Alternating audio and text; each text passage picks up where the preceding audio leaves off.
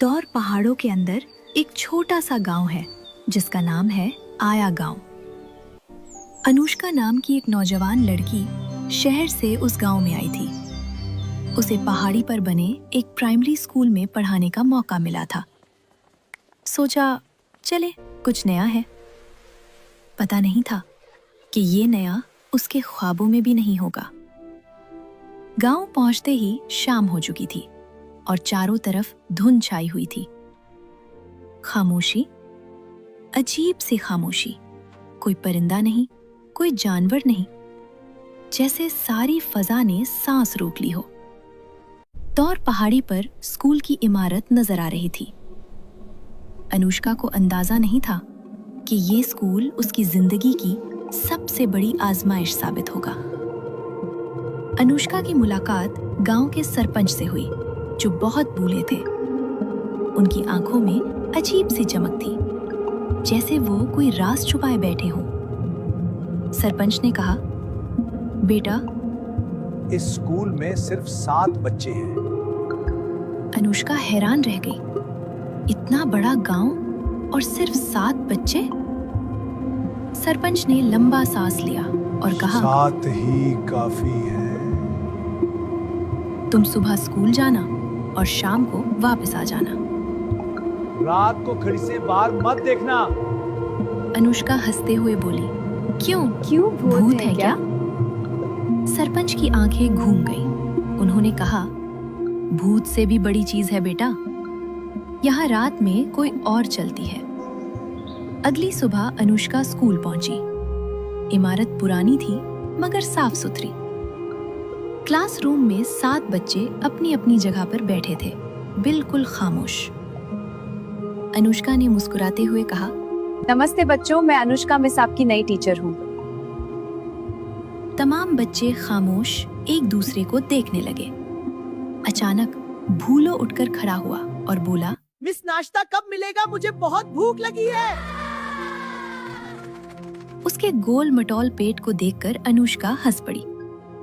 चंचल भागती हुई आगे आई और ये बोली, भोलू हर वक्त खाने की ही सोचता है। मोटो ने भूलो को धक्का दिया और कहा, बट भाई, मुझे भी भूख लगी है। अनुष्का ने देखा कि 2 लड़कियां, पिंकी और मनी, बिल्कुल खामोश हैं। उनकी नजरें खाली थीं, जैसे वो कुछ और ही देख रही हों। पहला दिन तो ठीक गुजर गया। बच्चे पढ़ाई में अच्छे थे, मगर जब शाम को अनुष्का वापस जा रही थी तो कुछ अजीब हुआ। उसने पीछे मुड़कर देखा तो तमाम बच्चे खिड़की में खड़े उसे घूर रहे थे। 7 एक साथ बिल्कुल खामोश, जैसे कोई सिग्नल हो। अनुष्का तेजी से गांव की तरफ चली गई। उसका दिल जोर जोर से धड़क रहा था। रात को उसने सरपंच की बात मानी और खिड़की से बाहर नहीं देखा, मगर आवाजें आईं, बच्चों के रोने की आवाजें। रात के 12 बजे आवाजें पहाड़ी पर स्कूल से आ रही थीं। अनुष्का ने कांपते हुए लहाफ ओढ़ लिया, मगर नींद नहीं आ रही थी। फिर अचानक खामोशी छा गई, बिल्कुल वैसी ही खामोशी जैसी गांव में थी। Alright, class, let's solve अगले this दिन together. क्लासरूम 4 में plus पढ़ाई 93. चल रही थी। Who can tell me the answer? Raju उठकर बोला, 27. मिस, आपको पता है भूलू रात को डर गया था। भूलो गुस्से से बोला। चक्कर राजू बेटा था। राजू हाँ, हंसने उसने लगा। देखा कि कोई हाँ, खिड़की हाँ। में खड़ा है। उसने देखा कि कोई खिड़की में खड़ा है। अनुष्का ने पूछा। कौन था भोलो? भूलो घबरा कर बोला, कुछ नहीं मिस, बस अंधेरा था, शायद कोई जानवर। चंचल बोली, जानवर पहाड़ी पर नहीं आते मिस, वो तो डरते हैं वहाँ जाने से। गप्पी ने धीमी आवाज में कहा, वहाँ कुछ और है मिस, कुछ पुराना। तीसरे दिन अनुष्का ने पिंकी से बात करने का फैसला किया। पिंकी कभी बोलती नहीं थी, बस खामोश बैठी रहती थी।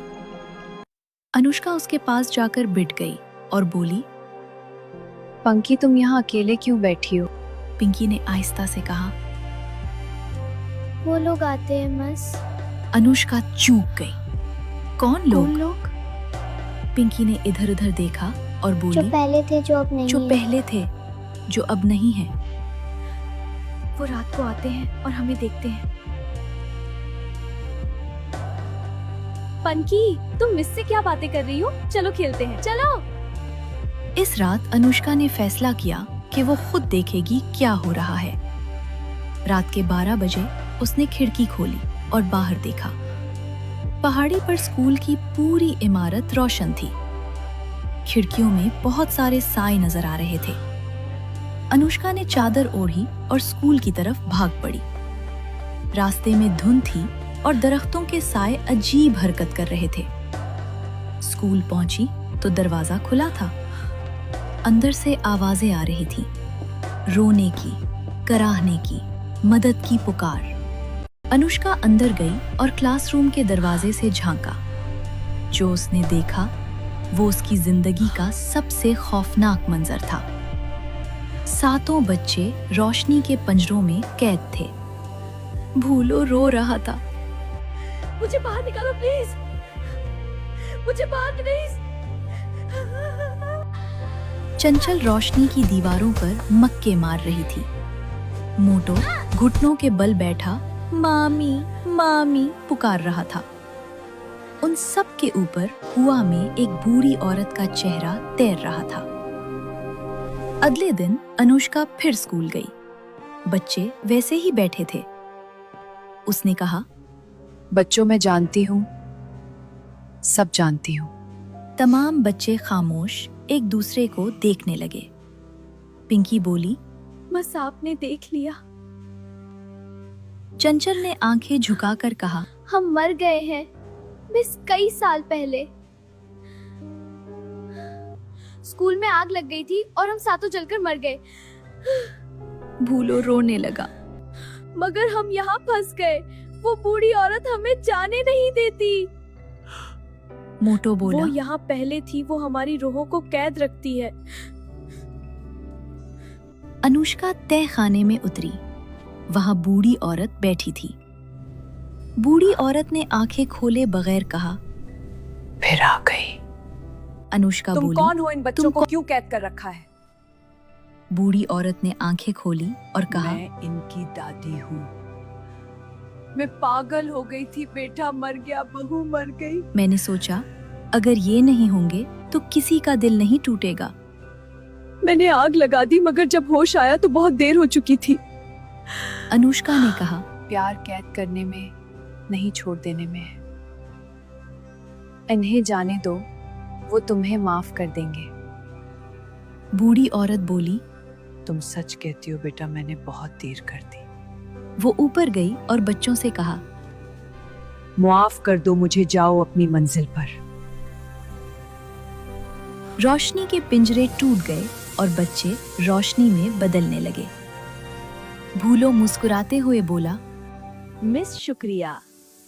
चंचल ने कहा। पिंकी और मनी ने एक साथ कहा, अलविदा। अलविदा मिस। मिस। 7 बच्चे रोशनी में घुल गए और आसमान पर 7 सितारे बनकर चमकने लगे। बूढ़ी औरत वहां बैठी मुस्कुरा रही थी। पहली बार अनुष्का गांव से वापस चली गई, मगर वो 7 बच्चे उसे कभी नहीं भूले। आज भी जब रात को आसमान पर 7 सितारे चमकते हैं तो लगता है जैसे वो हमारी तरफ देख रहे हैं।